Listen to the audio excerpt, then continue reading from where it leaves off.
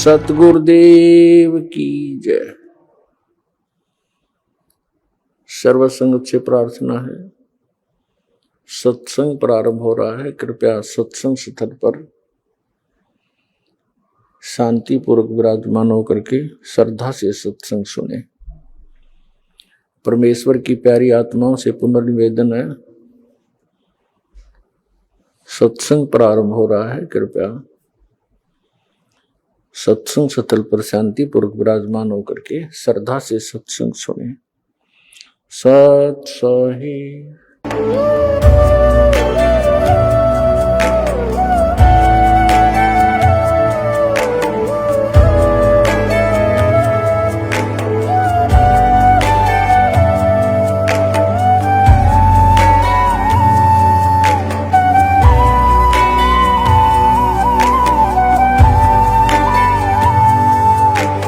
जब लग गुरु मिले न साचा, तब लग गुरु करो 10 पांचा।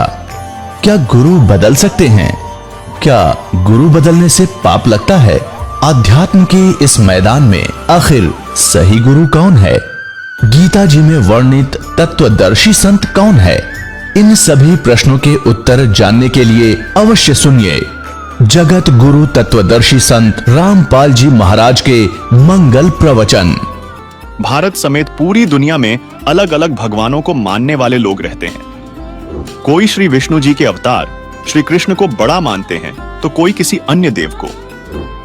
वहीं दुनिया भर में कबीर साहब को मानने वाले लोग भी बड़ी संख्या में रहते हैं जो कबीर साहब को बड़ा बताते हैं। तो चलिए आज अपने इस एपिसोड में इसी से जुड़े 3 सवालों के जवाब जानते हैं और जानते हैं कि वास्तविकता में कबीर जी बड़े हैं या श्री कृष्ण। सवाल नंबर 1, क्या हिंदू धर्मगुरुओं कथावाचकों का श्री कृष्ण उर्फ श्री विष्णु को अविनाशी बताना, श्री ब्रह्मा, श्री विष्णु तथा श्री शिव को अजर अमर बताना, इन्हीं तीनों देवताओं की पूजा करने को कहना तथा यह कहना कि इनके कोई माता पिता नहीं है, आदि सही है? सर्वप्रथम तो आपको यह समझना होगा कि अविनाशी अर्थात अजर अमर का मतलब होता है जिसका जन्म ना हुआ हो और जिसकी मृत्यु नहीं होती हो, उसे अविनाशी कहा जाता है। और हम सभी जानते हैं कि श्री कृष्ण जी का जन्म माता देवकी के गर्भ से हुआ, जिसका प्रमाण हमें भागवत पुराण यानी सुधा सागर में मिलता है। श्री कृष्ण जी विष्णु अवतार थे, यानी स्वयं विष्णु जी ही श्री कृष्ण रूप में देवकी जी के गर्भ से जन्मे थे। इसका प्रमाण आपको दिखाते हैं। अब देखिएगा आपके समक्ष श्रीमद् भागवत सुधा सागर के अंदर प्रमाण दिखाते हैं। गीता प्रेस गोरखपुर से प्रकाशित है। सचित्र श्री भागवत सुधा सागर भगवान वेद व्यास कृत श्री मद् भागवत 12 स्कंदों की सरल हिंदी व्याख्या श्लोकांक सहित सुख सागर, गीता प्रेस गोरखपुर से प्रकाशित है। इसके मुद्रक एवं प्रकाशक है गीता प्रेस गोरखपुर। इसके पृष्ठ नंबर 549 पे 549 पृष्ठ नंबर पर दिखाते हैं। ये देखिएगा 10वां स्कंद अध्याय 3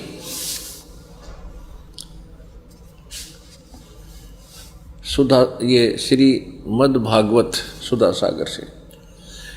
जिस समय भगवान के आविर्भाव का अवसर आया, स्वर्ग में देवताओं की दुदुम्बियां अपने आप बज उठी। उसी समय सबके हृदय में विराजमान भगवान विष्णु देव रूपिणी देवकी के गर्भ से प्रकट हुए। जैसे पूर्व दिशा में 16 कलाओं से पूर्ण चंद्रमा का उदय हो गया हो। पुण्यात्माओं ये स्पष्ट हो गया कि श्री कृष्ण जी ही स्वयं श्री विष्णु जी हैं, यानी श्री विष्णु जी ही श्री कृष्ण रूप में प्रकट हुए। और हम यह भी जानते हैं कि श्री कृष्ण की मृत्यु एक शिकारी के विषाक्त तीर लगने से हुई थी। सुनिए, विष्णु पुराण के अंदर लिखा है कि कुछ यादव बच गए थे श्री कृष्ण जी फिर गए अपने वहां से, नगर से बाहर निकले। उसने उस घास को पाड़ा, उसमें यह लिखा कि वो मूसल बन गए, मूसल। उन मूसलों से शेष बचे हुए यादों को खुद श्री कृष्ण जी ने मारा, कति नाश कर दिया। और आप जाकर लेट गया प्रभास क्षेत्र में एक वृक्ष के नीचे। भगवान श्री कृष्ण के पैर में पद्म, एक चमकीला पदार्थ, जैसे हमारे तिल हो जाते हैं, मुछ हो जाते हैं, ऐसा उनके पैर में जन्म से ही एक पद्म था। वो रात्रि में ऐसे चमकता था जैसे 50-100 वाट का बल्ब चस्याक रहे जगह, और दिन के अंदर भी उसकी चमक सी बनी रहती थी। तो श्री कृष्ण जी एक वृक्ष के नीचे, सारा जब उनका नाश हो लिया, रहे खे को खुद मार कर शेष बच्चों को, और बैठ लेट गया उस वृक्ष के नीचे, पैर पे पैर रख के, पैर घुटने पर दूसरा पैर रखा हुआ था, पद्म वाला पैर ऊपर था, वो चिमक रहा था। और वृक्ष की जो चारों तरफ जो टहनियां थी झुकी हुई थी, झुरमट सी बनी हुई थी। और वो शिकारी जिसने उस कढ़ाई के कड़े का अपना विषाक्त तीर बनवाया था, जहर से बुझा कर तीर बनवा रखा था, उसी तीर को लिए हुए उस दिन, और सुबह से लेकर दोपहर तक वो घूमता रहा जंगल में। कोई शिकार नहीं मिला उसको, शिकार करने गया था। उसने क्या देखा कि वृक्ष की झुरमटें इतनी नीचे तक लटक रही थी, जमीन को छू रही थी। उनकी अंदर से उसने भगवान श्री कृष्ण जी के पैर के पद्म की एक चमक देखी। उसने सोचा कोई मर्ग बैठा है, हिरण, और उसकी आंख चमक रही है। यदि मैं इधर से जाऊंगा तो ये भाग जाएगा, कोई हिरण मुझे मिला नहीं है, क्यों ना यहीं से इसको मार डालूं। झुरमठों में से निशाना साध के मर्ग की हिरण की आंख जान के भगवान श्री कृष्ण के पैर पर तीर मार दिया विषाक्त। ज्यों ही तीर लगा, श्री कृष्ण जी कराहने लगे, रे मर गया रे, मर गया रे, मर गया रे। शिकारी ने सोचा किसी मनुष्य का लग गया भाई, ये तो बात बिगड़गी। दौड़ के आगे देखा, क्या देखा कि द्वारकाधीश मुकुट समेत वहां तड़फ रहा है। उस मुकुट आदि से वो पहचान गया कि ये राजा है। तब उसने करबद्ध होकर कहा कि भगवान मुझे गलती होगी, अनजाने में लग गया मेरी, आप तो अंतर्यामी हैं, आप सारी जानते हो, मेरी इच्छा नहीं थी आपको मारने की, मेरी कोई दुश्मनी नहीं थी आपसे, और ऐसे ऐसे मेरे से गलती होगी, मैंने आपके इस चमक को हिरण की आंख जाना। तब श्री कृष्ण जी ने कहा, क्योंकि काल के हाथ में रिमोट, वह दिव्य दृष्टि दे दी कि भाई ये तेरा और मेरा कोई पिछला अकाउंट था, वो क्लियर हो गया। तेरा और मेरा पिछला हिसाब था, वो क्लियर हो गया, तेरा दोष नहीं। अब वो शिकारी कहने लगा, भगवान आपका और मेरा, आप राजा में रंक, आपका और मेरा क्या हिसाब हो सकता है। तब श्री कृष्ण ने कहा कि मैं श्री राम रूप में आया था राजा दशरथ के घर, और आप थे बाली सुग्रीव के भाई। उस समय मैंने आपको वृक्ष की आड़ लेकर धोखा देकर मारा था, और आपने जब कहा था कि आपने ये बदला देना पड़ेगा, आप युद्ध के नियम से फेल हो गए हो, तब मैंने कहा था कि तेरा बदला दूंगा। आज तेरा मेरा वो अकाउंट क्लियर हो लिया। अब यहां परमात्मा कहते हैं, बदला कहीं ना जात है इस तीन लोक के माही, सतगुरु मिले कबीर से फिर लेन देन कछु नाही। अब क्या बताते हैं कि तीन लोक के इन भगवानों ने भी अपना टिट फॉर टेट पूरा करना पड़ता है। तुम इनसे अपने संस्कार कटवाने की के लिए भक्ति कर रहे हो कि हमारा पाप कटे, हमें दुख दूर और सुख दे। ये अपने दुख नहीं दूर कर सके, तुम्हारे कैसे कर देंगे, भगवान कहा करते थे कबीर जी। और समर्थ कबीर साहब की शरण में आने से फिर ये लेन देन समाप्त कर देंगे आपका, कुछ नहीं बचेगा। सब अपनी कलमिन के पास, समर्थ के पास पावर होती है कि मासा घटे ना तिल बधे, विध ना लिखे जो लेख, और सच्चा सतगुरु मेट कर ऊपर मार दे मेघ। अपने आत्माओं, सूक्ष्म वेद में बताया है, दुर्वासा को पे तहा समझन आई नीच, 56 करोड़ या 2 कटे वो मची रुद्र की कीच। अब ये भगवानों की तो दे दिया हिसाब किताब आपको, ये भगवान तो इसे थे आपके। अब जिनको आप ऋषि महर्षि मानते थे, दुर्वासा जी को तोप मानते थे कि बड़े महापुरुष हैं, वो तो नीच थे 1 नंबर के। सूक्ष्म वेद के अंदर परमात्मा ने कहा है कि दुर्वासा कोपे तहा, दुर्वासा वहां क्रोधित हुआ। किस बात पे? बच्चों ने मजाक कर दिया कि बिजली गिर गई थी, साधु संत ठीक है बेटा भाग जाओ, खबरदार आगे बकवाद करीता है निकम्यो। ऐसी करते संतों के साथ मजाक करते, इतना कह के छोड़ सके था। और शराब दे दिया तुम्हारा नाश होगा। आम व्यक्ति से भी गिरे हुए थे ये लोग, जिनको मैं ऋषि माना करते थे। एक बुजुर्ग आदमी बड़े आदमी से को बालक मजाक भी कर ले, उसको इतना भयंकर श्राप दिया करते हैं। पुरात्माओं जैसे किसी के हाथ में बंदूक है, पिस्टल है, और कोई बालक मजाक कर दे और उसका वो गोली मार दे, वो तो एक 1.5 आदमी होगा समर्थ। उसको पता है तो कितनी भयंकर वस्तु लिए यार, किसके ऊपर दाग रहा है। वो नीच व्यक्ति होता है, मजाक करने पे भी इतनी भी सहन नहीं कर सकता। तो इस स्थिति के थे वो ऋषि, उनके पास ये हथियार थे वचन के और शराब देने के। तो यहां सूक्ष्म वेद में लिखा है कि दुर्वासा को पे तहा क्रोधित हो गए और समझ न आई नीच, ये भी नहीं सोचा तू क्या करने जा रहा है।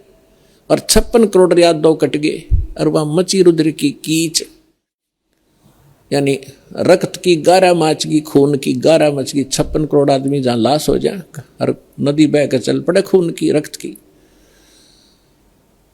तो यहां पुण्यात्माओं, ना तो ये भगवान समर्थ जिनको हम पूजा करते, ना ये ऋषि एक अन्य के जिनको ज्ञान ही नहीं था, इनको ये नहीं पता भगवान कौन है। अब ये भगवान के लिए निकले थे घर से, साधना करेंगे, भक्ति करेंगे। अंगारों से शीतलता की खोज करने लगे। अंगारों पर चलने के अभ्यस्त हो गए। थोड़ी आंच को भी हम, थोड़ी ही आग को, आंच को हम सुख मान रहे। झूठे सुख को सुख कहे ये मान रहा मन मोद, ये सकल चबीना काल का, कुछ मुख में कुछ गोद। साथ ही गीता प्रेस गोरखपुर से प्रकाशित श्रीमद् देवी भागवत यानी देवी पुराण के 3रे स्कंध के पृष्ठ 123 में श्री कृष्ण उर्फ श्री विष्णु जी स्वयं कहते हैं कि हमारा तो जन्म और मृत्यु होता है, हम अविनाशी नहीं हैं। देखिए, ब्रह्मा जी, विष्णु जी, शिव जी ये नासवान है, इनकी जन्म मृत्यु होती है। ये भी इस जन्म मृत्यु के दीर्घ रोग से ग्रस्त है। तो ये तक कुनीन है। अब थोड़ी सी बूरा खिलाते हैं, अब थोड़ा सा शुगर खिलाते हैं आपको, और शुगर के साथ ये कुनीन आसानी से गले उतर जाएगी। जिन सदग्रंथों को पवित्र हिंदू धर्म शिरोधार्य मानता है, उन्हीं सदग्रंथों में यानी इन भगवानों की जीवनी में ये विद्यमान है। अब देखिएगा श्रीमद् देवी भागवत, सचित्र मोटा टाइप, केवल हिंदी, गीता प्रेस गोरखपुर से प्रकाशित है। ये इसके संपादक कौन हैं? हनुमान प्रसाद पोदार, चिमनलाल गोस्वामी। प्रकाशक एवं मुद्रक हैं गीता प्रेस गोरखपुर, गोविंद भवन कार्यालय, कोलकाता का संस्थान। इसके 123 पृष्ठ पर देखिएगा। इस पवित्र सदग्रंथ के इस उल्लेख से कितना स्पष्ट होगा। 3रा स्कंध श्री देवी भागवत। अब यहां विष्णु जी अपनी माता दुर्गा यानी अष्टंगी की स्तुति करते हुए क्या कह रहे हैं? तुम शुद्ध स्वरूपा हो, ये सारा संसार तुम ही से उद्भासित हो रहा है। मैं ब्रह्मा और शंकर हम सभी तुम्हारी कृपा से विद्यमान हैं। हमारा आविर्भाव और तिरोभाव हुआ करता है।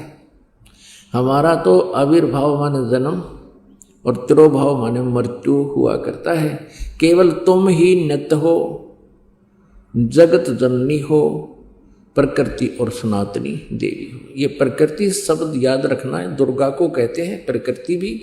जो श्रीमद् भगवत गीता जी अध्याय नंबर 14 के श्लोक नंबर 3, 4, 5 में ये प्रकृति शब्द वहाँ इस दुर्गा के लिए ही है कि प्रकृति से उत्पन्न तीनों गुण, रजगुण ब्रह्मा, सतगुण विष्णु, तमगुण शिव जी। तो यहाँ स्पष्ट हो गया कि ब्रह्मा, विष्णु और शंकर यानी शिव जी, इनकी जन्म और मृत्यु होती है।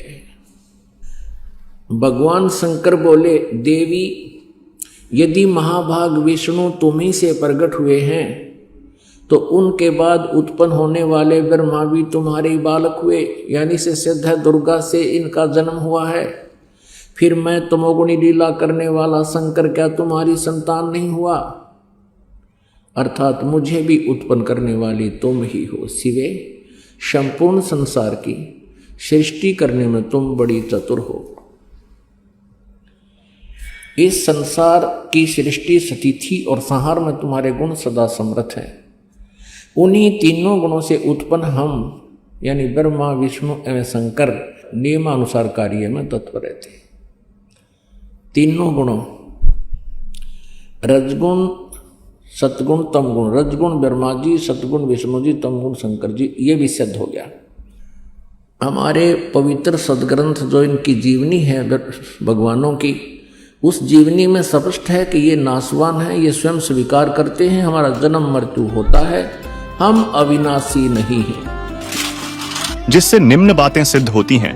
पहली, श्री कृष्ण उर्फ श्री विष्णु, श्री ब्रह्मा तथा श्री शिव जी अजर अमर अविनाशी नहीं हैं, बल्कि इनका जन्म मृत्यु होता है, यानी ये नाशवान हैं। दूसरी, ये तीनों देवता केवल नियमानुसार कार्य ही कर सकते हैं, किसी के प्रारब्ध में परिवर्तन नहीं कर सकते।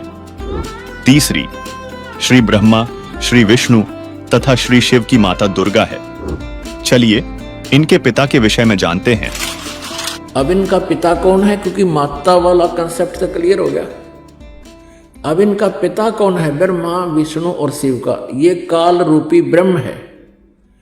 इसके लिए भी आपको थोड़ा सा कंसेप्ट क्लियर करते हैं। अब देखिएगा श्री शिव पुराण, गीता प्रेस गोरखपुर से प्रकाशित है। श्री संक्षिप्त श्री शिव पुराण, सचित्र मोटा टाइप, केवल हिंदी। संपादक हनुमान प्रसाद पोदार और प्रकाशक में मुद्रक हैं गीता प्रेस गोरखपुर, गोविंद भवन कार्यालय, कोलकाता का संस्थान। इसके 98वें पृष्ठ से हम पढ़ेंगे। ये रुद्र संहिता संक्षिप्त शिवपुराण 98 पृष्ठ, 98वें पृष्ठ पे, यहां देखिएगा नीचे। अपने पुत्र नारद की यह बात सुनकर लोक पितामह ब्रह्मा वहां इस प्रकार बोले। ये अध्याय 5 समाप्त हुआ रुद्र संहिता का। 6ठे अध्याय में ब्रह्मा जी ने कहा, ब्रह्मन देव शिरोमणे, तुम सदा समस्त जगत के उपकार में ही लगे रहते हो। तुमने लोगों के हित की कामना से बहुत उत्तम बात पूछी है। जिस समय समस्त चराचर जगत नष्ट हो गया था, सर्वत्र केवल अंधकार ही अंधकार था। बस उस समय तत्सद ब्रह्म, उस समय तत्सद ब्रह्म, इस श्रुति में जो सत सुना जाता है एकमात्र वही शेष था। ये आपने 99 पृष्ठ पर पढ़ा। अब 100 पृष्ठ पर देखते हैं। ये 100 पृष्ठ पे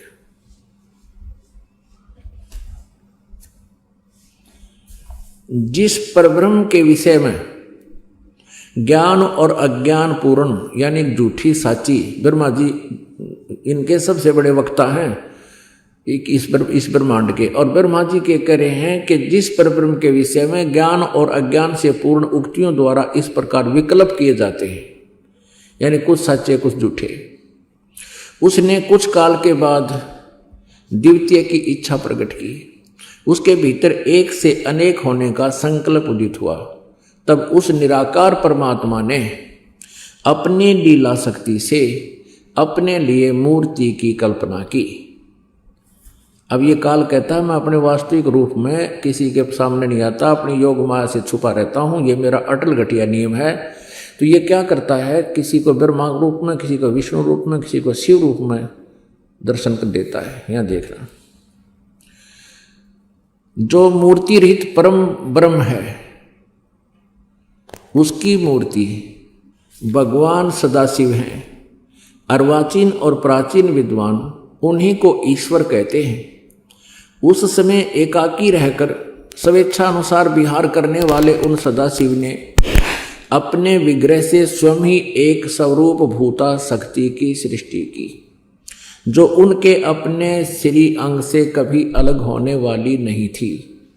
उस पराशक्ति को प्रधान प्रकृति गुणवती माया बुद्धि तत्व की जननी तथा विकार रहित बताया है। अब ये काल के शरीर से निकली थी दुर्गा, उसकी महिमा ये कबीर परमेश्वर से सुनी हुई ब्रह्मा जी बोल रहे हैं, कुछ सच्ची कुछ झूठी, कुछ आप मिलावट करके। फिर भी यथार्थ ज्ञान से हम इसको शुद्ध कर लेंगे कबीर परमेश्वर की वाणी से। वह शक्ति अंबिका कही गई है, उसी को प्रकृति, दुर्गा को प्रकृति भी कहते हैं, ये याद रखना। सर्वेश्वरी त्रिदेव जननी, तीनों देवता ब्रह्मा जी, विष्णु जी, शिव जी की माता, उत्पन्न करने वाली जननी, नेता और मूल कारण भी कहते हैं। सदाशिव द्वारा प्रकट की गई उस शक्ति के 8 भुजाएं, ये क्लियर हो गया। ये अष्टंगी, ये दुर्गा है, और ब्रह्मा विष्णु महेश तीनों देवताओं की जननी है। आगे देखो, नाना प्रकार के आभूषण उसके श्री अंग की शोभा बढ़ाते हैं। वह देवी नाना प्रकार की गतियों से संपन्न है और अनेक प्रकार के अस्त्र शस्त्र धारण करती है। इति सिद्धम के काल के शरीर से ये दुर्गा निकली। अच्छा, एकाएकनी होकर भी वह माया संयोग वसात अनेक हो जाती है। और वे दो सदाशिव हैं, ये काल रूपी ब्रह्म सदाशिव ब्रह्मा विष्णु महेश से जो अलग है, उन्हें परम पुरुष ईश्वर शिव शंभु और महेश्वर कहते हैं। ये ब्रह्मा जी की सोच है, ब्रह्मा जी का ज्ञान है, ये ध्यान रखना।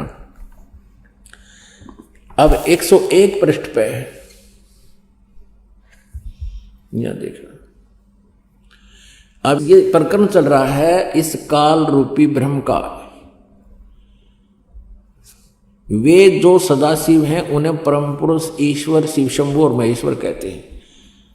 वे 101 पृष्ठ पा गया। वे अपने सारे अंगों में भस्म रमाए रहते हैं। उन काल रूपी ब्रह्म ने, काल रूपी ब्रह्म कहो, शरपुरुष कहो, इसको ब्रह्म कहो, ये सदा शिव यानी शिव रूप में प्रकट होकर के ब्रह्मा विष्णु महेश की ये उत्पत्ति की जानकारी यहाँ पर हो रही है। उन काल रूपी ब्रह्म ने, यानी इस जो गीता ज्ञान देता है, ये काल रूपी ब्रह्म ही है। श्री कृष्ण जी में प्रवेश करके बोल रहा है। उन काल रूपी ब्रह्म ने एक ही समय शक्ति के साथ, नाथ नहीं है, शक्ति के साथ शिवलोक नामक अक्षेत्र का निर्माण किया था। उस उत्तम अक्षेत्र को काशी कहते हैं।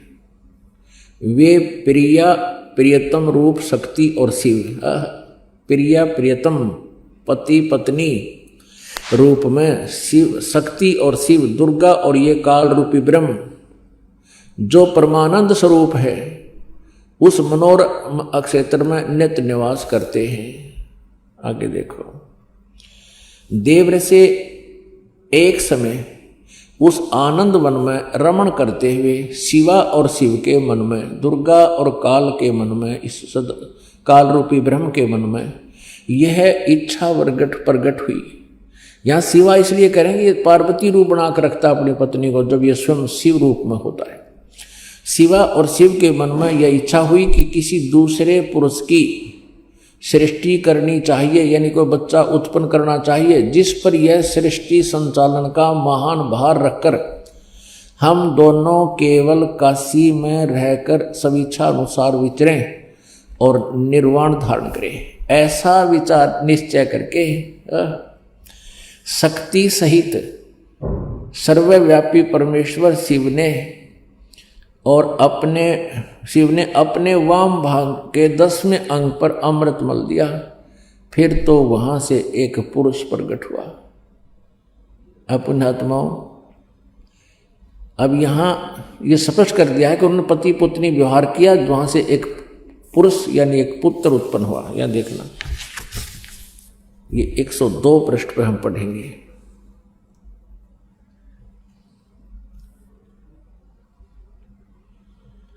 शिव ने कहा, वत्स, वो उत्पन्न हुए पुत्र को ये काल कहता है, सदा शिव भी कहो इसको, काल रूपी ब्रह्म को, क्योंकि ये शिव रूप में वहां प्रकट है, खड़ा है। वत्स, व्यापक होने के कारण तुम्हारा विष्णु नाम विख्यात हुआ। ये स्पष्ट हो गया कि विष्णु जी के माता पिता दुर्गा और ये काल रूपी ब्रह्म हैं। और इसी प्रकार यहां देखो, ब्रह्मा जी कहते हैं, ये अध्याय नंबर 6 समाप्त हुआ रुद्र संहिता का। 7वें में ब्रह्मा जी अपनी उत्पत्ति बता रहे। ब्रह्मा जी कहते हैं, देव से तत्पश्चात कल्याणकारी परमेश्वर शाम सदाशिव ने पूर्ववत परिवर्तन करके, यानी जैसे विष्णु को उत्पन्न किया, दोनों ने मिलकर अपने दाहिने अंग से उत्पन्न किया। याग अपने आत्माओं, ये स्पष्ट हो गया कि श्री ब्रह्मा जी श्री विष्णु जी के माता पिता ये सदाशिव रूपी यानी काल रूपी ब्रह्म, इसको सदाशिव कहो, और शिवा कहो चाहे दुर्गा कहो, प्रकृति कहो। ये दुर्गा इनकी माता है और ये काल इनका पिता है। अब यहाँ अनुवाद करता थोड़ी सी गड़बड़ कर गया हिंदी में, संस्कृत में बिल्कुल सही लिखा है कि अब शिव जी से शिव जी की उत्पत्ति कैसे बताऊं, जची नहीं उसके दिल में, इसलिए उन अनुवाद ही गलत कर दिया। और परमात्मा कहते हैं, चोर चुरावे तूंबड़ी, वो गड्ढे पानी में, वो गड्ढे हुआ ऊपर आवे, न सच्चाई छनी ना। इन्होंने सच्चाई को छुपाने की भरसक कोशिश की, लेकिन फिर भी ये सच्चाई को मिटा नहीं सके। आप जी को ये पढ़ने को मिला कि श्री ब्रह्मा जी श्री विष्णु जी के माता पिता ये प्रकृति यानी दुर्गा माता है और ये काल रूपी ब्रह्म इनका पिता है। अब यहाँ इस अनुवादकर्ता ने विचलित होकर के भगवान शिव जी की उत्पत्ति नहीं वर्णन किया, लेकिन सच्चाई छुप नहीं सकती। अब देखिएगा 9वें अध्याय में 110 पृष्ठ पर इन तीनों से अलग है वो जो इनका पिता है। देखिएगा, संक्षिप्त शिव पुराण 110 पृष्ठ पे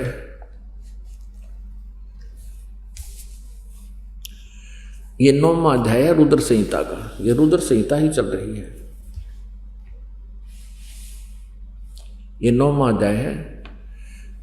इस प्रकार ब्रह्मा विष्णु तथा रुद्र इन 3 देवताओं में गुण हैं, परंतु शिव गुणातीत माने गए हैं। इन 3 देवताओं में गुण है परंतु शिव गुणातीत माने गए। ये काल रूपी ब्रह्म है, इसको ब्रह्म कहो चाहे काल रूपी ब्रह्म कहो चाहे सरपुरुष कहो, ये ब्रह्मा विष्णु और शिव का पिता है। अब आपको थोड़ा सा और कंसेप्ट क्लियर करते हैं। अब पवित्र शिव पुराण में यह स्पष्ट हो गया कि ब्रह्मा जी विष्णु जी और शिव जी इनकी जन्म मृत्यु होती है, और यही प्रमाण दिया है श्री मद देवी भागवत यानी शक्ति पुराण ने कि ब्रह्मा विष्णु महेश नासवान हैं, दुर्गा इनकी माता है। अब ये कंसेप्ट के यहाँ ब्रह्मा विष्णु महेश से अलग है एक ब्रह्म जो इनका पिता है, वो देखना। विष्णु पुराण भी इसका समर्थन करेगी। अब ये देखिएगा, श्री विष्णु पुराण जो इसी तथ्य का समर्थन कर रही है, गीता प्रेस गोरखपुर से प्रकाशित है। इसके अनुवादक हैं श्री मुनीलाल गुप्त। इसमें एक और विशेषता है, ये प्रकाशित है गीता प्रेस गोरखपुर से। 102 पृष्ठ पर आपको दिखाते हैं। प्रथम अंश, अध्याय नंबर 22 और इसके 102 पृष्ठ पे ये देखिएगा। और 58 नंबर श्लोक में, ये संस्कृत भी इसमें साथ है। ब्रह्मा विष्णु शिव ब्रह्म प्रधाना ब्रह्म सत्य है। उससे नीचे देवता, उससे नीचे दक्ष। ये यहां देखना, इसकी हिंदी यहां पर है। हे ब्रह्मन, ब्रह्मा विष्णु और शिव ब्रह्म की प्रधान शक्तियां हैं। स्पष्ट हो गया? ये ब्रह्मा विष्णु और शिव से अलग है, ये ब्रह्म काल रूपी ब्रह्म। अब इतना ही कंसेप्ट हमने यहां क्लियर करना था। अब पुण्यात्मा, एक शब्द, एक सेंटेंस, एक वाक्य दास ने कहा था कि श्री ब्रह्मा जी, श्री विष्णु जी, श्री शिव जी, इनकी भी जन्म मृत्यु होती है, इनको भी ये दीर्घ रोग लगा हुआ है। तो ये तो थी कुनीन। अब इतनी सी कुनीन को गले उतारने के लिए ये ढेर सारी शुगर खुआनी पड़ी, क्योंकि शुगर तो आप खा ही रहे हो, इन सदग्रंथों को तो आप पढ़ ही रहे थे और इनको मान भी रहे हो, ये अच्छी हैं, सत्य हैं। तो इस प्रकार ये कुनीन अंदर जाके आपके इस अज्ञान का भी नाश करेगी, यानी ये तत्व ज्ञान है। जिससे यह स्पष्ट होता है कि हिंदू धर्म गुरुओं कथावाचकों को अपने शास्त्रों का ज्ञान नहीं है और इनके द्वारा श्री कृष्ण उर्फ श्री विष्णु को अविनाशी बताना, श्री ब्रह्मा, श्री विष्णु तथा श्री शिव को अजर अमर बताना गलत है। सवाल नंबर 2, परमात्मा को अजन्मा अजर अमर कहते हैं। उपरोक्त प्रमाणों यह तो सिद्ध हुआ कि श्री ब्रह्मा, श्री विष्णु तथा श्री शंकर तीनों नाशवान हैं। फिर अविनाशी परमात्मा कौन है तथा परमात्मा एक है या अनेक? हम किस समर्थ परमात्मा की भक्ति करें?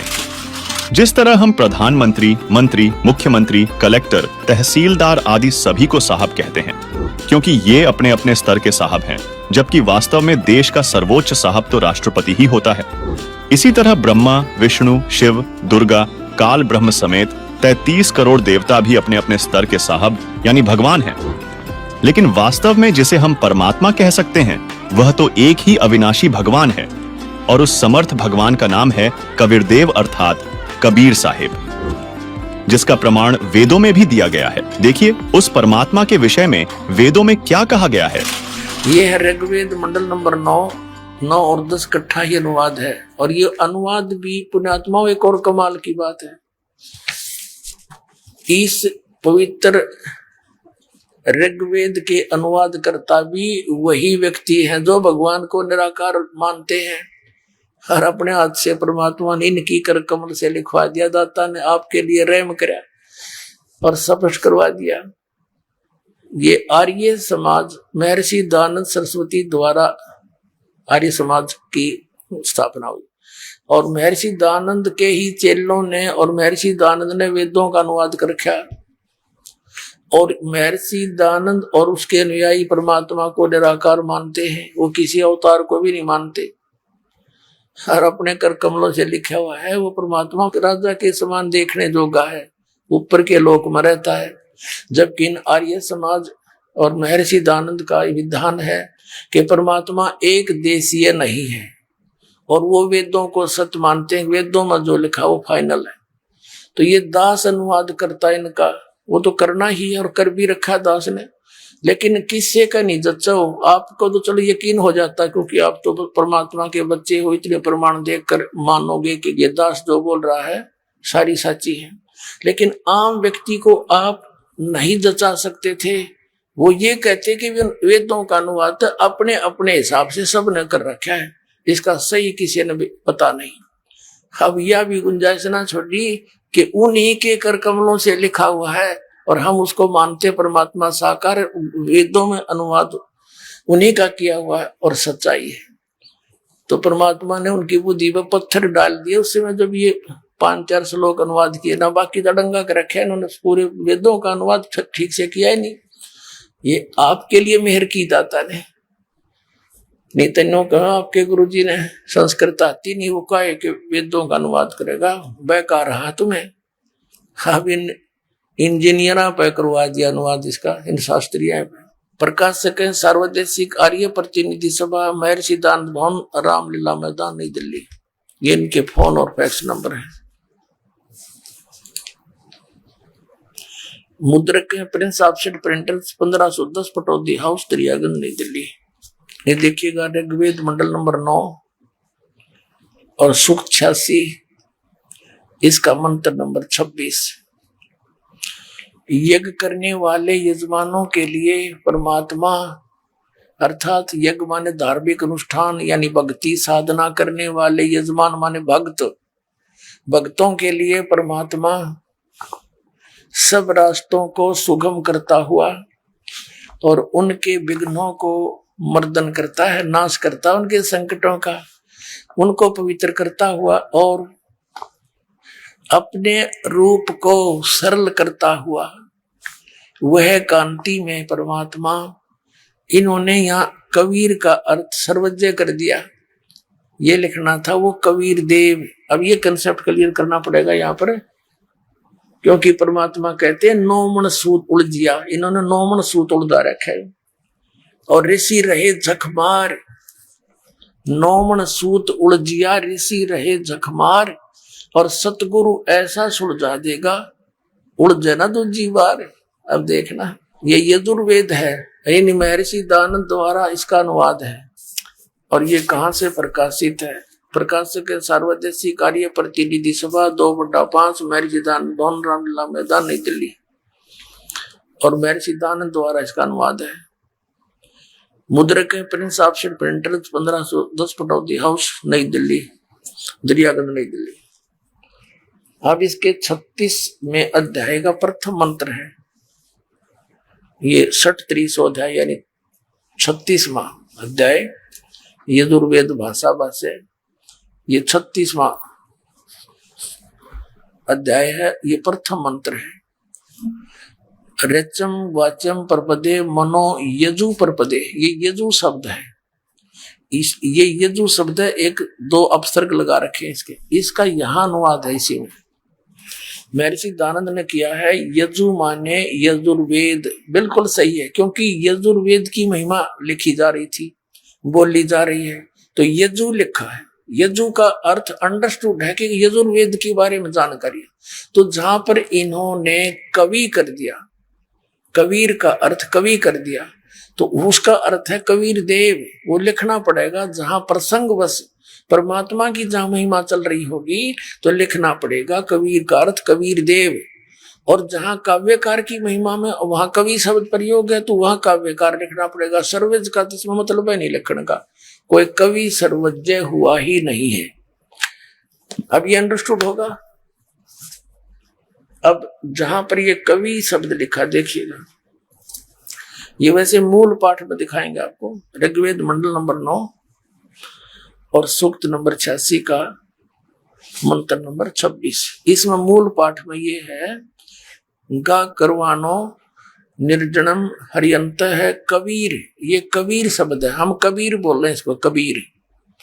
और इन्होंने इसको संधि छेद करके ऐसे लिख दिया, तो इन्होंने यहां लिखना पड़ेगा हमने वो कबीर देव है, क्योंकि परमात्मा की महिमा चल रही है यहाँ पर, परमात्मा की, वो किसी कवि की नहीं है।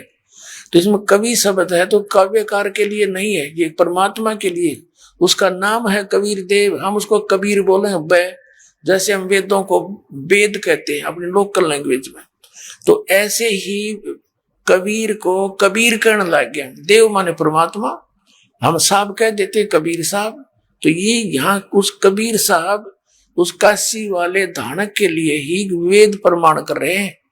और परमात्मा ने 600 वर्ष पहले कहा था, धर्मदास वेद मेरा भेद है, मैं ना मिलूं वेदन के माही, और जौन वेद से मैं मिलूं वो वेद जानते नहीं।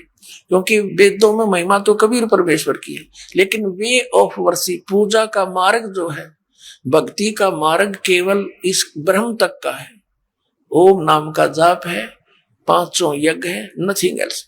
तो उसके लिए ऑप्शन छोड़ रखा है यजुर्वेद अध्याय नंबर 40 के श्लोक नंबर 10 से लेकर 13 में, कि परमात्मा ने कोई तो नु के जन्म लेकर आवे है, कोई नु को जन्म लेता ही नहीं, वो तो निराकार है। इसकी जानकारी भी तत्वदर्शी संत बताओ, जो उनसे सुनो वो बताएंगे।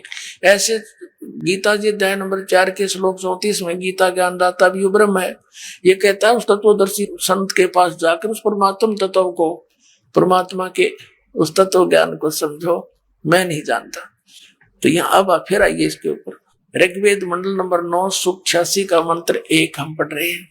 अब हम यहाँ आगे कि अपने रूप को सरल करता हुआ वह कांति में परमात्मा कबीर देव लिखना पड़ेगा यहाँ, कबीर देव यानी कबीर साहब विद्युत के समान क्रीड़ा करता हुआ वर्णीय पुरुष को प्राप्त होता है। वर्णीय माने यानी श्रेष्ठ, अच्छी आत्मा को मिलता है।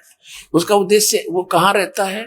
ऋग्वेद मंडल नंबर 9 सूक्त 86 का मंत्र 27 में है, वो प्रकाश पुंज परमात्मा, जो परमात्मा ध्युलोक के तीसरे पृष्ठ पर विराजमान है, वहां रहता है तीसरे पृष्ठ पर। अब जैसे पवित्र बाइबल ने यही बताया कि 6 दिन में सृष्टि रचकर 7वें दिन तख्त पर जा बैठा, यही प्रमाण कुरान शरीफ ने दिया, तो यही पवित्र वेद बता रहे हैं। आगे दिखाते वह परमात्मा ध्युलोक के तीसरे पृष्ठ पर, यानी सतलोक की भी 3 डिवीजन है। जैसे दिल्ली हमारा राजधानी है, लेकिन एक बाह्य दिल्ली है, एक फिर अन्य सराउंडिंग बाजार वगैरह है, फिर एक राजधानी है। ऐसे उस तीसरे स्थान पर परमात्मा की राजधानी है, बाकी उसकी सृष्टि वहां पर अलग से। अब हम देखते हैं आपको, वो परमात्मा वहां बैठा ही स्पष्ट हो गया, तीसरे धाम पर, तीसरे पृष्ठ पर विराजमान। अब देखना ऋग्वेद मंडल नंबर 9 सूक्त 82 और मंत्र नंबर 1 में, जो सर्व उत्पादक प्रभु यानी सबकी उत्पत्ति करने वाला परमात्मा, प्रकाश रूप, सद्गुणों की वृष्टि करने वाला, पापों का नाश करने वाला, हरण करने वाला, वह राजा के समान। अब देखो 269 पर पढ़ रहे हैं हम, आगे 270 पर चलेंगे। 270 पर आ गया। राजा के समान दर्शनीय है, देखण जोगा है, साकार है, मनुष्य सदृश है, और वह पृथ्वी आदि लोक लोकांतरों के चारों ओर शब्दमान हो रहा है। वह वर्णीय पुरुष को, जो दृढ़ भक्त है, उसको पवित्र करता हुआ प्राप्त होता है। जिस प्रकार विद्युत स्नेह वाले स्थानों को आधार बनाकर प्राप्त होता है। अब यहां देखो नीचे किस उद्देश्य से आता है। ऋग्वेद मंडल नंबर 9 सूक्त 82 का मंत्र 2 हम पढ़ रहे हैं। पहला पढ़ लिया, हे परमात्मन, उपदेश करने की इच्छा से आप, यानी तत्व ज्ञान प्रदान करने की इच्छा से आप, सच्चा ज्ञान देने के लिए, सच्चिदानंद घन ब्रह्म का सुख संवेद देने के लिए आप महापुरुषों को प्राप्त होते हो, अच्छी आत्माओं को मिलते हो, और आप अत्यंत गतिशील पदार्थ के समान बड़ी तीव्र गति से हमारे आध्यात्मिक यज्ञ को प्राप्त होते हैं।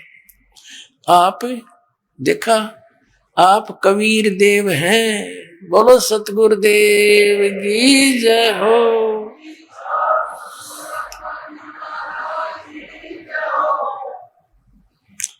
आप कबीर देव हैं, कबीर साहब हैं, शुद्ध स्वरूप हैं। हमारे पापों को दूर करके हे अमर परमात्मा, आप हमको सुख दे। अपने आत्माओं, अब क्या सिद्ध हुआ कि परमात्मा मनुष्य सदृश है, और जैसा कि पवित्र बाइबल ने, पवित्र कुरान शरीफ ने बताया, ऐसे ही पवित्र वेदों ने बताया कि वो परमात्मा धूलोक के तीसरे पृष्ठ पे यानी ऊपर तेजो में, धूलोक माने तेजो में, लोक में वो परमात्मा विराजमान है और मनुष्य दृश्य है, राजा के समान दर्शनीय है, वहां से चलकर आता है, अच्छी आत्माओं को मिलता है। तो ये लीला करी किसने है? परमेश्वर कबीर साहब ने, काशी वाले दानक परमात्मा ने, काशी वाले जुल्हे ने की। तो who is God? Kabir is God. अपना तुम ये कंसेप्ट क्लियर हुआ, परमात्मा सह शरीर है। और पवित्र गुरु ग्रंथ साहिब के अंदर भी प्रमाण है कि परमात्मा मनुष्य दृश्य है, वो साकार है और उसका नाम कबीर है।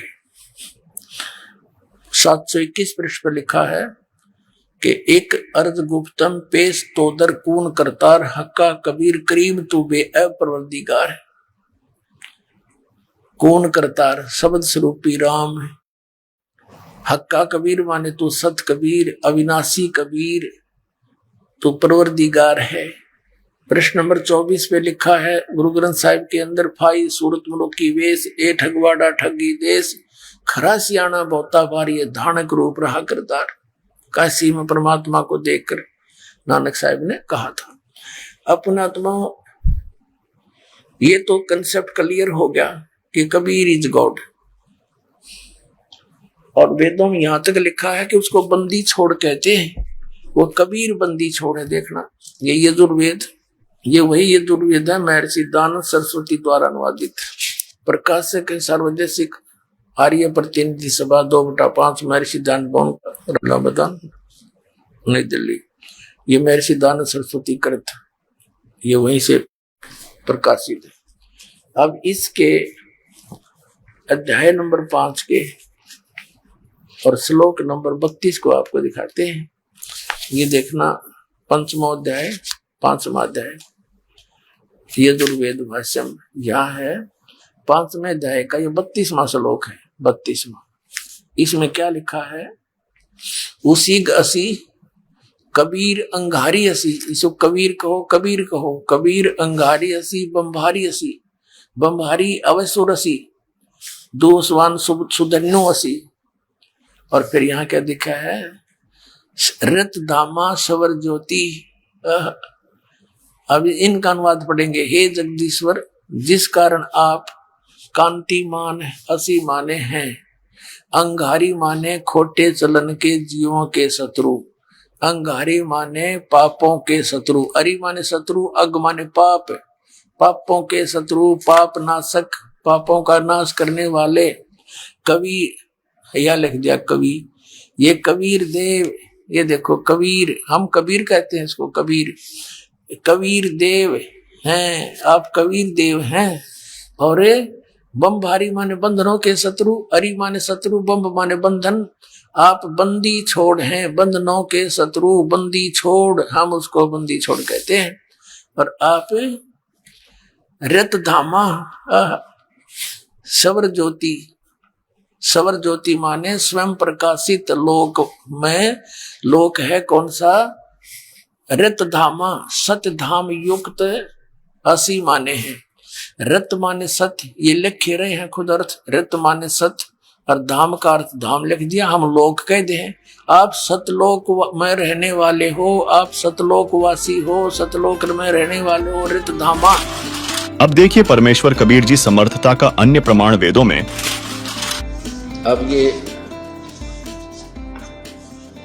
वही है, प्रकाशक है सार्वजनिक कार्य प्रतिनिधि सभा महर्षि दान भवन रामलीला मैदान नई दिल्ली। इसमें चलिएगा सूक्त नंबर 10, मंडल नंबर 10, सूक्त 161, मंडल 10 और 161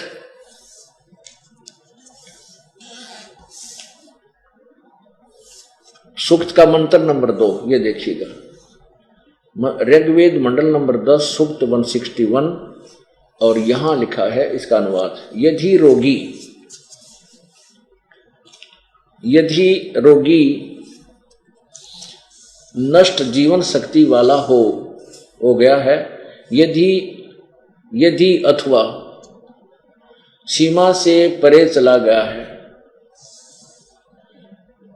यदि मृत्यु के समीप पहुंच गया है, गया ही है, तो भी उस रोगी को भी मैं वैद को छोड़ दिया। अब ये वेद कोई दवाइयां की किताब को ना, ये भगवान के विषय में जानकारी है। ये जो है आयुर्वेद की नहीं है, ये आयुर्वेद नहीं है, ये ऋग्वेद है। भगवान के विषय में जानकारी, आयुर्वेद में जड़ी बूटियां की लिखी है, लेकिन इसमें तो भगवान की ही महिमा गाई गई है। भगवान ऐसा कर सकता है, भगवान ऐसा कर सकता है। इन्होंने ऊट पटांग करके महर्षि दानंद वाली सोच के भगवान रोग राग नहीं काट सकता। दानंद ने यह छुरी ठोक रखी इनके अंदर, भगवान कुछ नहीं कर सकता। जब भगवान ऐसा अपंग है कि गाड़ांगे उस भगवान नाम कौन तलाश करेगा उसकी, जब कुछ करे नहीं सकता। तो इन्होंने इसलिए यहां लिख दिया मैं वैद। अब पढ़ने वाले ने सोचना कि वैद के बारे में लिख रखा, वैद तो रोग काटे दे भाई, ठीक है, हाँ ऐसे ही है।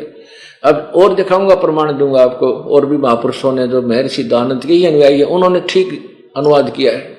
ये एक आधा जो घना जिसके घने वेद व्यक्ति थे ना, उन्होंने किसी ने टोक टाक दिया होगा, भाई लिख रखा है भगवान वेद का, भगवान रोग काटे, तो उन्होंने फिर चेंज कर दी इसमें। पहले शुरुआत में ठीक किया होगा, छापा होगा। अब देखो, उस रोगी को मैं वैद कष्टप्रद, ये वैद नहीं है, उसको मैं यानी भगवान कष्टप्रद रोग के पंजे से छुड़ा लाता हूं और 100 शरद ऋतुओं तक यानी 100 वर्ष, 100 शरद ऋतु माने 100 वर्ष तक जीने के लिए इसको बलयुक्त करता हूं। ये तड़ंगा कर रखा इनने, और इन्हीं के द्वारा, इन्होंने बाद में चेंज किया वैद, सिर्फ वैद शब्द गलत लिखा है। अब देखो, इन्हीं के द्वारा महर्षि दानंद जी के अन्य अनुवादकर्ताओं ने कैसे किया है। देखो, ये एक बड़ा साइज में लिपिबद्ध किया है, यानी छपाया से बुक का साइज बड़ा बना रखा है, बाकी अनुवाद उसी का है। ये कहां से छपा है और देखिएगा।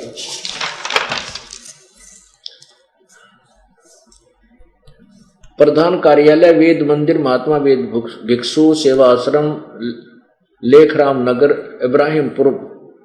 इब्राहिमपुर, मुखमेलपुर, दिल्ली। दयानंद संस्थान नई दिल्ली का प्रकाशन।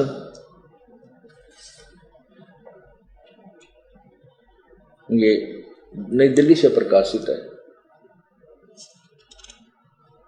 ये देखिए नीचे इसकी भूमिका में लिखा है, महात्मा वेद भिक्षु भारतेंद्र नाथ दान संस्थान, करोल बाग, नई दिल्ली से। प्रकाशक है पंडिता राकेश रानी। अब इसके उसी मंडल को देखते हैं, सूक्त नंबर 10, मंडल नंबर 161। ये देखिएगा, ऋग्वेद मंडल नंबर 10, सूक्त 161, और ये मंत्र नंबर 2, ये 2।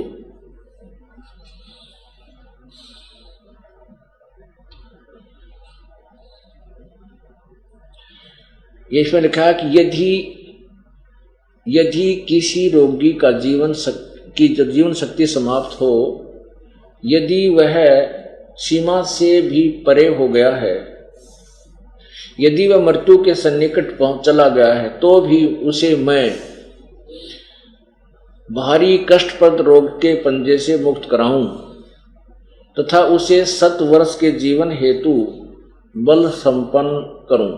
भावार्थ में क्लियर किया है, यदि रोगी की जीवन शक्ति समाप्त हो रही है और उसका रोग सीमा को पार कर गया है, तब भी परमात्मा उसे इस कष्टप्रद रोग से तब भी परमात्मा उसे इस कष्टप्रद रोग से मुक्त कर 100 यानी 100 वर्ष का जीवन दे सकता है। बिल्कुल सही है। इन्हीं के द्वारा दूसरे अनुवादकर्ता ने ठीक किया है, क्योंकि ये थोड़ा व्यक्य था और ये सार्वजनिक की देशी पर आर्य प्रतिनिधि सभा के ये वेद गणे व्यक्ति के, तो किसी ने पढ़ कर समझदार ने टोक दिया, मैं ऋषि जी तो यूं कहे हर इसमें लिख रखा है ऐसा, तो बदल दो थोड़ा वैद लिख दिया वैस।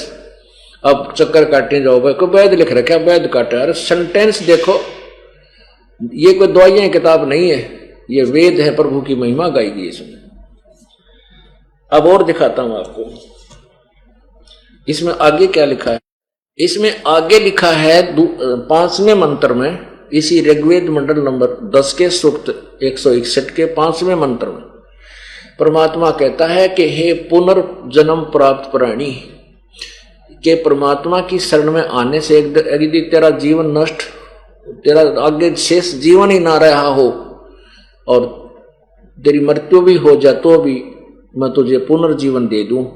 हे पुनर्जीवन प्राप्त प्राणी, आगे देखो एक जीवन तो प्राप्त हो गया, फिर आंख, नाक, अंग, हाथ, पैर सब ये भी तो चाहिएंगे। यदि आगे तेरे संस्कारवश आंख भी नष्ट होनी हो या कितने टांग कटनी हो, कुछ और भी हानि होनी हो, तो मैं तुझे तेरे सर्व अंगों की रक्षा करूंगा। हे पुनर्प्राप्त प्राणी, तो मेरी शरण में समर्पण हो और जैसे भी मेरा संत तुझे विधिवत साधना बताए सत साधना कर, और फिर मैं तुझे मिलूं, प्राप्त भी होऊंगा और तेरे सभी अंगों की मैं रक्षा आजीवन करूंगा। आंख भी जानी हो तो भी तेरी आंख ठीक कर दूंगा। ये देखना ऋग्वेद मंडल नंबर 9,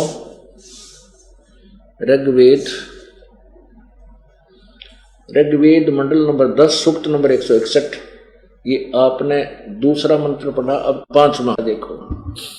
इसका अनुवाद यहां किया है।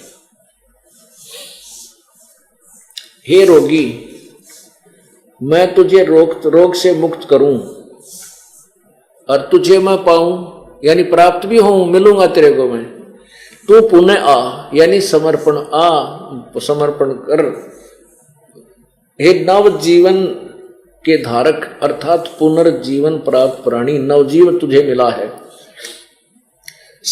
हे सकल अंग युक्त, तेरी चक्षु आदि इंद्रियों और सारी आयु तुझे दूं।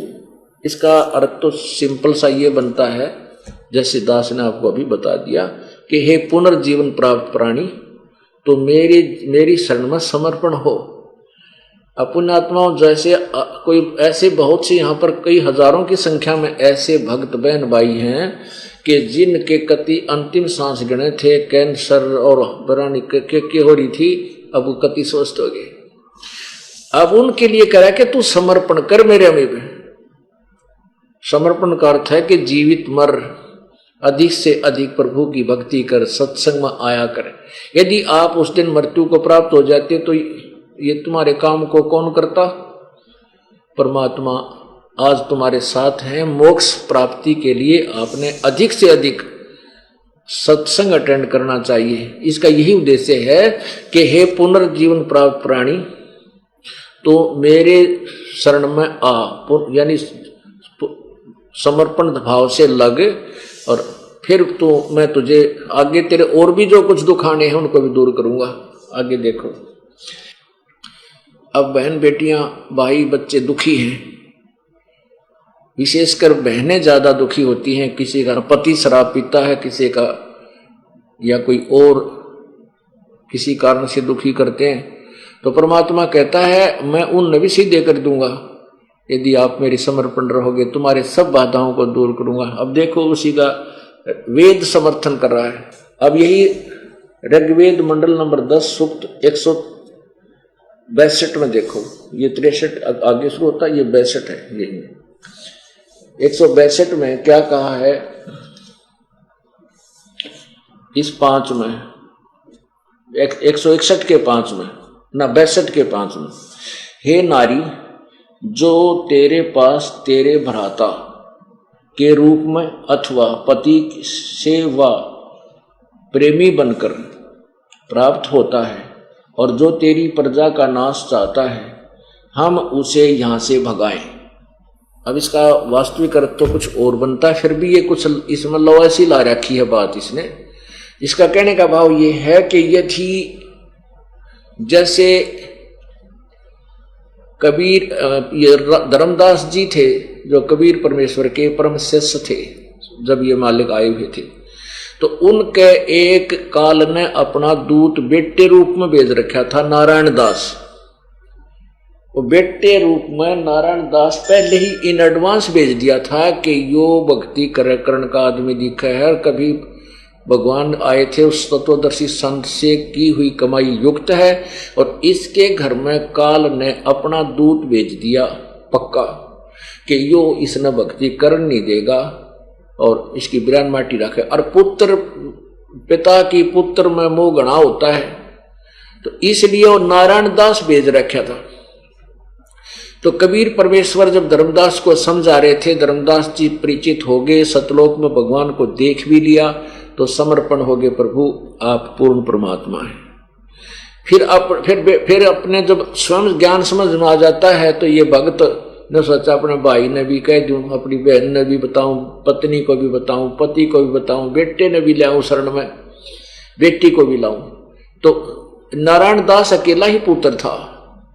अब धर्मदास ने सोचा इस अपने नारायण दास बेटे को भगवान के चरणों में लगा दूं ना तो काल के मुंह में जाएगा। तो नारायण दास को धर्मदास ने खूब समझा, बेटा भगवान आए हुए। तो नारायण दास को क्यों, तो काल का दूत था बेटे रूप में। कहने लगा पिताजी तेरा दिमाग खराब हो गया बुढ़ापे में, सारी उम्र तूने कृष्ण राम की गीत गुण गाए, राज तो 60 साल की उम्र में तेरा भेजा खराब हो गया। एक जुलाहे धानक को तू भगवान मान पर बैठा, ऐसी बेहुदी बातें गाड़ दे, गुंडा है, बदमाश है, हमारे पैसे को हड़प करना चाहता है, हमारे पास पैसे गणे इसलिए धक्के खावा, यहाँ तीसरे दिन आ बैठे। अब धर्मदास रोए बतेरा अंदर, बेटा ऐसी बात नहीं है, रहियो भगवान आया है। तो धर्मदास जी ने अपने गुरुदेव उस परमेश्वर कबीर जी से कहा, प्रभु मेरे बेटे ने समझाओ, ये काल के मुंह में जाओगा, नालायक मानता को ना। अब नारायण दास को कबीर साहब ने उनको तो मालिक था, परमात्मा को पता था कि यू कोनी मानन का, यू काग का है, कोयल का कोनी। तो उसने परमात्मा ने भी औपचारिकता से जैसे समझाते हैं भाई धर्मदास के न्यू मन में ना हो, कबीर परमेश्वर ने मेरे बेटे को ना समझाया, मान जाता है। बहुत समझाया, कई बार आए, जय बार समझा, और वो मानने नहीं के पड़ा रहे, तू पता है जिसा तू ज्ञान जानता है, मत बात करे मेरा पिताजी को तूने बहका लिया, तो पैसे ठगना चाहता है। अब धर्मदास रोए के गुरु परमात्मा आप दया करो, तो गया काल के मुंह में। तब परमेश्वर बोला, भाई धर्मदास यू तेरा बेटा को ना तेरा दुश्मन है, यू काल ने काल का दूत भेज रखा है। तो ना समझ माई नो देखे गुरु जी का ने क्यों बेटे में ममता नहीं। तब परमेश्वर ने कहा, बोला तेरे नारायण दास ने, उसने सोची ले परमात्मा इजाजत करेंगे, अपनी रजा बख्शेंगे, इसको सेट करते होंगे। वो बुलाया, जो आते हैं बोले हाँ के बोल के कहे। जब परमात्मा ने ऐसे कर दिया और कहा, देख धर्मदास तेरे पुत्र की शकल, वो अंदर जो ऊपर कवर था बेटे का था, अंदर काल बैठा था उसमें, वो काल था, काल का दूत भेजा हुआ था। तो अंदर तो वो अंदर दिखा, फिर दृष्टि दे दी परमात्मा ने धर्मदास को, उसको वास्तविकता देखी तो ऊपर कवर बेटे का, अंदर तो ये काल है, और इसी लंबे दांत भयंकर रूप और नो दिखा। धर्मदास बोला, जा बेटा जा, डर गया, अगे तो सचमुच करा के सांग है, जा बेटा बढ़िया था। ने बोला, भगवान यू किस है, क्या क्या है ये। परमात्मा बोले, भाई तू मेरी आत्मा था बेटा, पिछले जन्म में तो मेरे साथ था जब तेरा जन्म था, लेकिन तू भक्तिहीन हो गया था, मेरे से दूर हो गया था बेटा। परमात्मा कहते हैं, जो जन हमारी शरण है ताका हूं मैं दास, गेल गेल ला गया फेरूं जब लग धरती आकाश। अब तेरे को छुटवाने के लिए आया था, काल न पता लग गया कि जागा इसकी भक्ति पिछली बहुत है, तो बेटा इसलिए यू काल ने अपना दूध भेज रखा तेरे घर में। तब ने बोला, जी मेरा पीछा छुटाओ, बीमारी थे।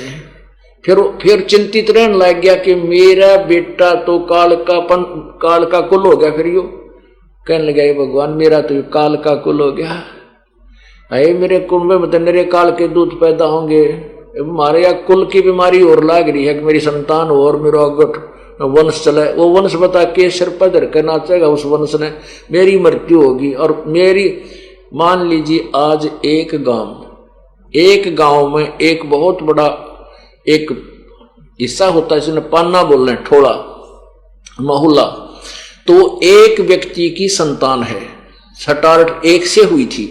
अब वो 500 तो घर हो गए और उसमें मेरे ख्याल में 2500 व्यक्ति हैं।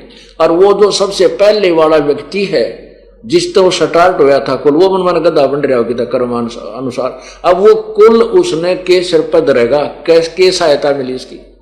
ये एक काल का फैलाया हुआ जाल, इसको भी समझना हमने साथ ही साथ। लेकिन उस समय उसका वह भी बीमारी थी कि मेरा कुल तो, मेरा खानदान तो बिगड़ गया। रोज चिंतित रहे। परमात्मा का बेटा भजन करा, आज करूं हूं, और अंदर तो ये कीड़ा होगा। अब वो टेंशन होगी इसके। परमात्मा ने सोची और मरेगा बेटी का बाप, ना यू भक्ति करे इस बेटे और खानदान के मुंह में। तो परमेश्वर कहते हैं सोचल सीधर मैं करूं अपने जन के काज ने बोला। परमात्मा बोले अच्छा भाई धर्मदास, मैं आशीर्वाद देता हूं कि तेरे एक पुत्र होगा जो भक्ति युक्त होगा, अच्छी आत्मा का होगा और अपना पंथ स्वीकार करेगा। हे गुरुजी क्यों होगा, 60 साल का हो गया और आपकी भक्तनी कभी बालक होने बंद हो गए, मासिक धर्म भी नहीं होता, क्यों कर मानू। परमात्मा ने सोचे तो कति गया काम, तर भक्ति करे नहीं, यो भी फंस गया। तो परमेश्वर ने अपनी शक्ति से एक बालक आसमान से आया और उसके आंगन में खेलन लग गया, लेटा हुआ, पैर जैसे पंजे मुंह में, गुट्ठे मुंह में दिया करे। ने बोला देख युवा होगा, तेरी पत्नी का 10वां महीने पैदा होगा, इसका नाम तू चूड़ामणि रखना। जब थोड़ा सा दिल डटा लाला जी का, एक सचमुच है, कहा सचमुच है, फिर भी ना जच्चा कि हो क्यों करेगा, 60 साल की उम्र, फिर पत्नी बच्चे उत्पन्न करने योग्य रही नहीं। मालिक क्या नहीं कर सकता, सतगुरु जो चाहे सो कर ही, 14 कोट दूत जम रही, ऊट भूत जब त्रासने वाले चित्रगुप्त के कागज पाड़े। अब उसके संस्कार में काल ने तो एक पुत्र लिख रखा था, परमात्मा ने एक पुत्र भी दे दिया।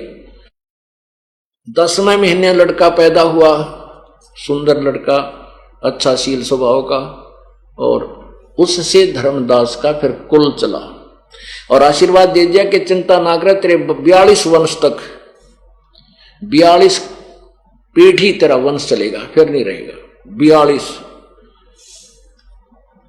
तो इस प्रकार तो यहां वही कहा है कि तेरे आगे चल के भी इसमें काफी निर्णय दिया हुआ है कि यदि तेरा को भाई, पति, पुत्र, अब जैसे एक प्रेमी बनकर, ये शत्रु भी होते हैं, बहुत से शत्रु होकर के कोई पिछले जन्म का लेन देन करते हैं। जैसे हमने बहुत से प्रमाण देखे हैं कि लड़कियां, बेटी, बहनें किसी व्यक्ति के साथ मोहब्बत कर लेती हैं, बाद में फिर वो छोड़ छाड़ जाते हैं, वह ब्रैन मैटी हो जाती है, रोती फिरती है, वो किसी और ने कमा कहीं, क्योंकि दुष्ट आत्मा तो फिर दुष्ट कर्म ही करता रहता है। तो ऐसे कहता है कि तेरा प्रेमी बनकर भी तुझे ऐसा होता है, उसको भी मैं, जब तू नाम में जुट जाओगे तो आपके बैड संस्कारों को मैं ठीक करता चलूंगा, सेट कर दूंगा। यानी कहां तक वेदों में कितना निर्मल ज्ञान दे रखा है, कहां तक परमात्मा सहयोग देता है।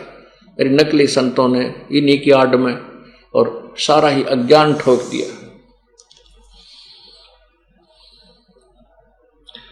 आगे देखो 163 सूक्त में, इसमें लिखा है मैं तेरे नेत्रों में से एक्समा यानी जो भगाऊं, तेरे नेत्रों में से यक्ष्मा जो तेरी आंखों को नाशक करने वाला रोग है उसको भगाऊं, तेरी नासिकाओं और कानों से और तेरी ठोडी से भी यक्ष्मा को मिटाऊं, यानी नाश करने वाले, बर्बाद करने वाला कोई रोग है।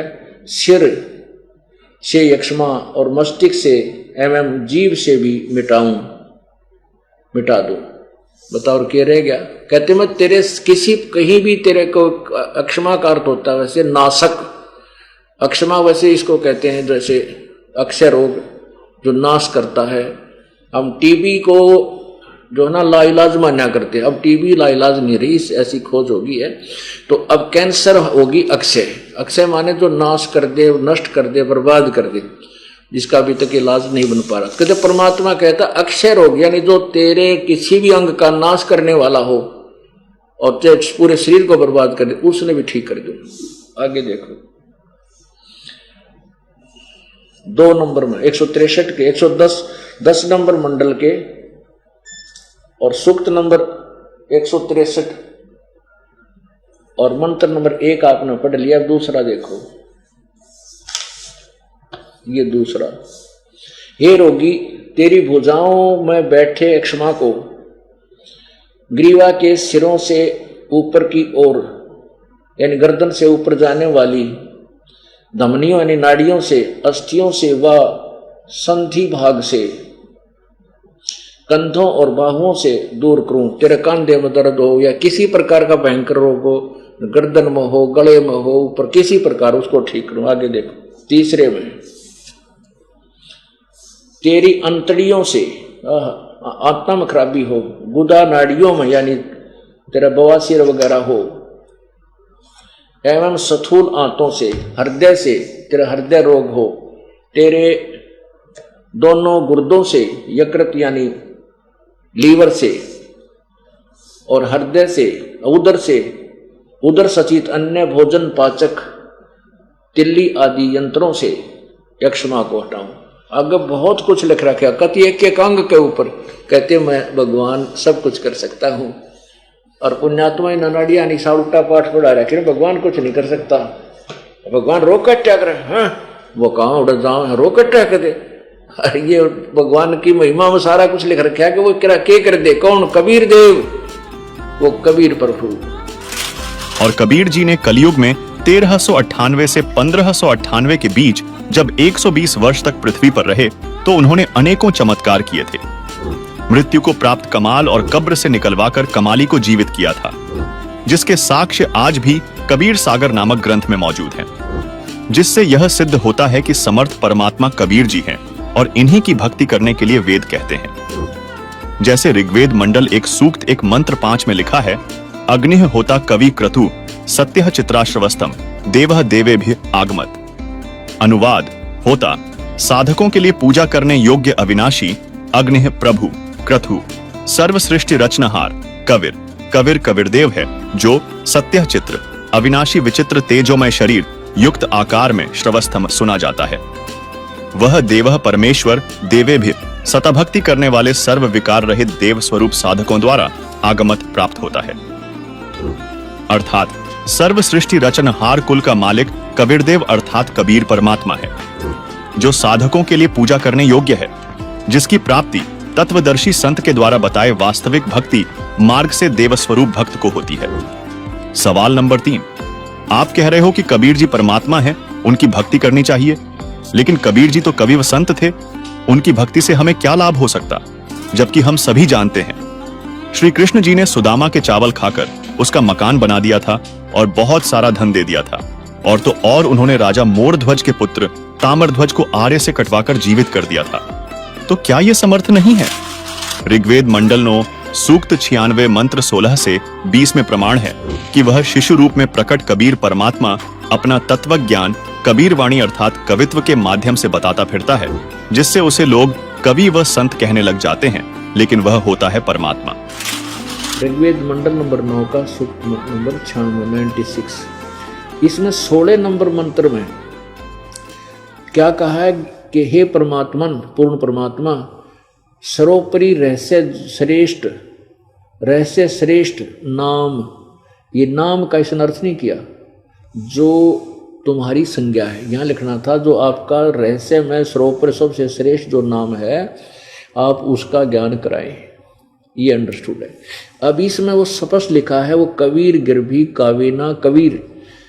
अब कबीर गिरभी कबीर वाणी कबीर संत सोम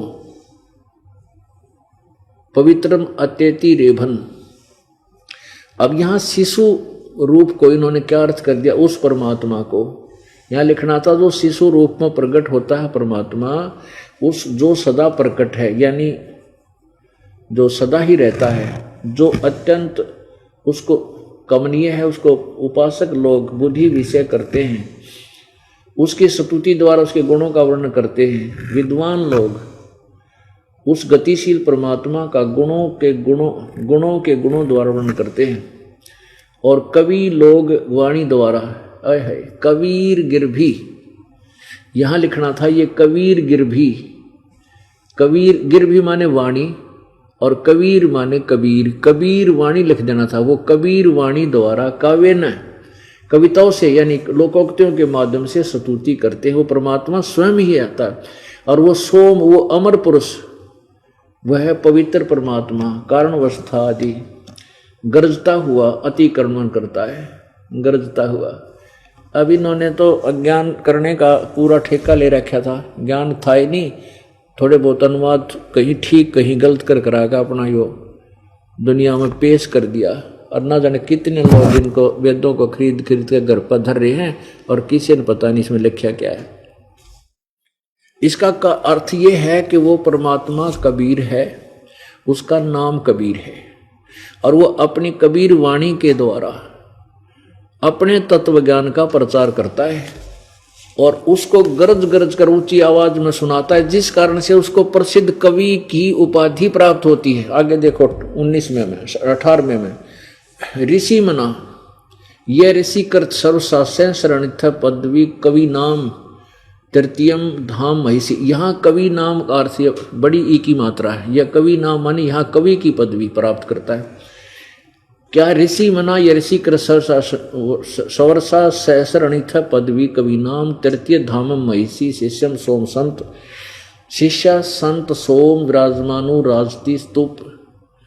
इसका अर्थ है कि वो परमात्मा जो कबीर परमात्मा है वो ऋषि रूप में प्रकट होता है, जज्ञानम शिशु रूप में प्रकट होता है, बड़ा होकर के संत या ऋषि कहलाता है। और उस ऋषि के द्वारा की हजारों वाणी लिखी बोली जाती हैं, वो उनके ऋषि मना ऋषि स्वभाव साधु स्वभाव के भक्त वृंद के लिए स्वर्ग के समान प्रिय होती हैं। और वो कवि नाम पदवी, वो परमात्मा वाणी को कविताओं के माध्यम से बोलने के कारण एक प्रसिद्ध कवि की उपाधि प्राप्त करता है, पदवी प्राप्त करता है। और वो परमात्मा ऊपर सतलोक की स्थापना करके उसके तीसरे धाम में विराजमान है और तेजों में शरीर युक्त है, उस गुम्मज में रहता है। शतुप माने गुम्मज। अब देखो इन्होंने क्या अनुवाद किया है। 9 का 86 ऋग्वेद मंडल नंबर 9 96 सूक्त 96। अब मंत्र नंबर 18 आपको इन्हीं का अनुवाद दिखाया है। सोम स्वरूप परमात्मा, सोम माने अमर, अमर परमात्मा पालन की इच्छा करता हुआ जो महान परमात्मा तृतीयम धाम, सीधा अर्थ है तृतीयम धाम, देवान या पितर इन दोनों से पृथक, यहाँ तीसरा जो मुक्ति धाम है उसमें विराजमान है। अब ज्ञान योगी कहीं शब्द नहीं है संस्कृत मूल भाषा में। इसका अर्थ है वो परमात्मा उस तीसरे धाम मुक्ति धाम में विराजमान है। अब 20 में देखो कति क्लियर हो गया।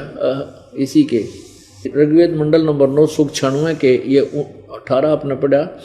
अब 19 है इसमें तुरियम चौथा धाम माने परम पद, चौथा धाम भी लिख रखा है इसमें, तुरियम चौथा धाम। ये धाम है ना, अर्थ गलत कर दिया, परम पद परमात्मा है। ये चौथे धाम ये ऊपर के लोकों में के विषय में है, जो सबसे पहला वो अकय लोक उसके। अब 20 में क्लियर कर दिया वह परमात्मा, वो कबीर परमात्मा जिस प्रकार एक संघ को, ओहो एक बहुत बड़े संघ माने समुदाय को उसका सेनापति प्राप्त होता है, उसी प्रकार यानी एक बहुत बड़े जन समूह का वो मुखिया गुरु रूप में होता है। इसी प्रकार ब्रह्मांड रूपी कोश को प्राप्त होकर उच्च स्वर से गरजता हुआ, अब परमात्मा उच्च स्वर से गरजता हुआ इस ब्रह्मांड रूपी विस्तृत प्रतिखंड में भली भांति प्रविष्ट होता है। अरे भले आदमी, अगर वो एक देशीय था, परमात्मा सर्वव्यापक है, एक देशीय नहीं है, फिर चलकर क्यों कराया, गरजता हुआ के अर्थ था, भली भांति प्रविष्ट होता है। और देखो जैसे कि मरिये माने मनुष्य, मनुष्य शोभर शरीर को धारण करता हुआ, जैसे परमात्मा मनुष्य की तरह शोभर शरीर धारण करता हुआ अत्यंत गतिशील पदार्थों के समान यानी कति तीव्र गति से प्राप्ति के लिए गतिशील होता हुआ वहां से चलकर धनों के लिए कटिबद्ध होता है। धनानाम यानी जो भक्ति के धनी लोग हैं उनको आकर के प्राप्त होता है, उनको आकर मिलता है। इसका अर्थ ये बने सीधा, अच्छी वो परमात्मा सतलोक से चलकर और अपनी मनुष्य की तरह शरीर धारण कर किए हुए और अन्य प्यारी आत्माओं को धना नाम माने, जो धनी है, भक्ति के धनी है, अच्छी आत्मा है, उनको आकर मिलता है। अब रही बात कि श्री कृष्ण जी ने सुदामा के चावल खाकर उसका मकान बना दिया और बहुत सारा धन दे दिया। तो सुनिए कबीर जी ने क्या किया था। एक बार एक तैमूरलंग नाम का एक मुसलमान लोहार था। 2 माँ बेटा थे। पिता की मृत्यु हो चुकी थी, गरीबी घनी थी। वो क्या करता था कि साहूकार किसानों के भेड़ बकरियों को चराने के लिए ले जाता था जंगल में, और उससे वो साल भर में या 6 महीने में उसको अन्न दे देती थी। पहले ऐसा ही होता था। और फिर शाम के समय उनकी बकरियों को उनके घरों छोड़कर, भेड़ बकरियों को, वो फिर शाम के समय ओवर टाइम करा करता एक लोहार के एरन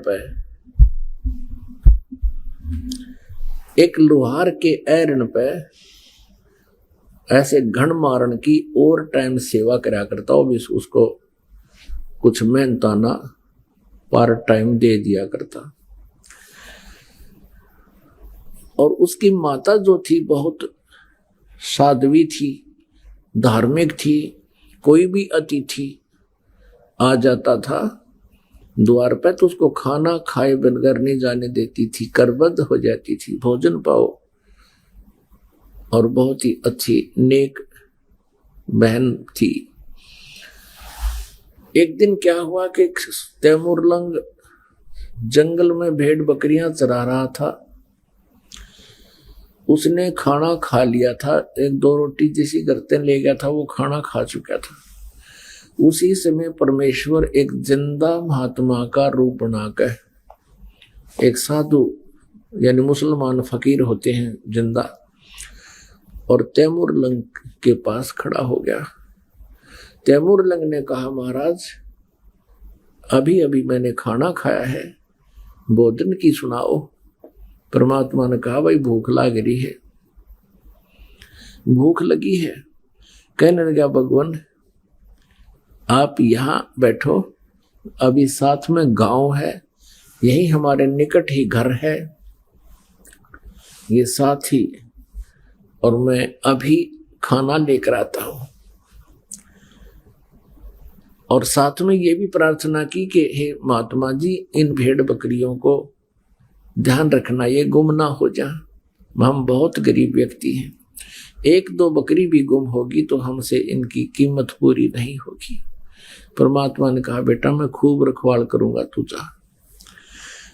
दौड़ा आया, अपनी माँ से कहा, माँ, क्योंकि जैसा बच्चा घर में देखता है वैसी ही भावना उसकी विचार बन जाती है। अपनी माता से कहा कि माता जी ऐसे एक महापुरुष आए हैं, संत हैं, फकीर, और भोजन चाहते हैं। उसकी माँ ने तुरंत 2 रोटी का आटा था घर में, बस 2 रोटी बनाई, जल का लोटा हाथ में ले लिया। माता ने कहा, बेटा तू बकरी सुन्नी छोड़ कर क्यों आ गया? 1-2 बकरी भी गुम होगी बेटा, हमसे उनकी कीमत पूरी नहीं होगी। तो उसने कहा, माता मैं महात्मा से प्रार्थना करके आया हूं कि संभाल के रखना। वो कह रहा था, बेटा मैं खूब रखवाल करूंगा। माता ने सोचा कि मैं चलती हूँ, महात्मा के दर्शन भी कराऊंगी, आते समय ये लोटा ले आऊंगी। अब वहां जब पहुंचे तो महाराज जी बैठे थे, परमात्मा विराजमान थे। माई ने रोटी रख दी आगे और लोटा जल का रख दिया और कहा, महाराज जी हम घने गरीब हैं, ऐसा आशीर्वाद दो महात्मा, हम हमारे पास कुछ धन हो जा। परमात्मा रोटी खाने लायके, 1 रोटी खाई थी दाता ने, इतने में माई ने 6 बार प्रार्थना कर दी हे भगवान हम घने गरीब हैं, हे परमात्मा हमें कति रोटी भी ना मिलती, कई बार तो कुछ दया बख्शी हो, कुछ आशीर्वाद दियो। खाना खा के और पी के पानी जल मालिक ने वहां बेल या जैसे बकरी बांधन की बेल होया करे, ये भैंस भूस गाय को बांधते हैं लोहे की, और बकरियां की होती है पतली पतली सी, बिल्कुल पतले तारों की बेल बनी होती है। वह बेल उठाई, वह चैन, और उसको 4 बार मोड़ लिया, इतनी रहेगी वह, और खड़ा होकर उसके पुत्र के उस तैमूर लंग का परमात्मा ने पीठ में न्यू करके 7 1 2 3 7 मारी, और फिर 2 मारी, फिर मारी लात और मुके। माई ने सोचा यू महाराज जी तो नाराज हो गया दी, खैर क्या यू मेंटल है, बता बे मतलब मेरे बेटे ने पीटन लाग गया। तो माई ने कहा महाराज जी मेरे पुत्र ने कोई गलती कर दी। परमात्मा ने कहा माई तेरे पुत्र को 7 पीढ़ी का राज दे दिया है, तुम्हारे को 7 पीढ़ी का राज बख्श दिया है, ये 7 जो संगल मारी है और फिर लात और मुक्के मारे हैं, उसके बाद तुम्हारा राज्य टुकड़ों में बट जाएगा। पुणात्मा तैमूर लंका पोता था बाबर, और उससे लेकर के औरंगजेब तक 7 पीढ़ी ने दिल्ली का राज कराया,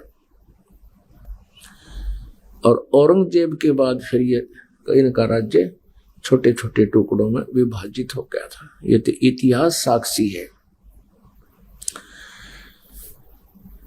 अपने आत्माओं क्या हुआ, अम्माई ने सोचा ये तो सचमुच कोई वैसे ही कोई पागल सा आदमी है, ये ऐसी बात कह रहा है, तेरी 7 पीढ़ी का राज दे दिया, समय पर टूक नहीं, कोई बात नहीं, शांत होकर आ गई अपने घर पे हमने। अब क्या हुआ कि कुछ दिनों के बाद तैमूर लंग ने क्या देखा कि उसी अक्षेत्र का एक राजा बहुत बदमाशी करया करता। गांव में जो भी कोई सुंदर लड़की होती युवा, उसको अपने उन नौकरों से, क्योंकि मुखबर होते थे गांव गांव में उनके, वो संकेत कर देता और उसके वह सिपाही ठा लाते।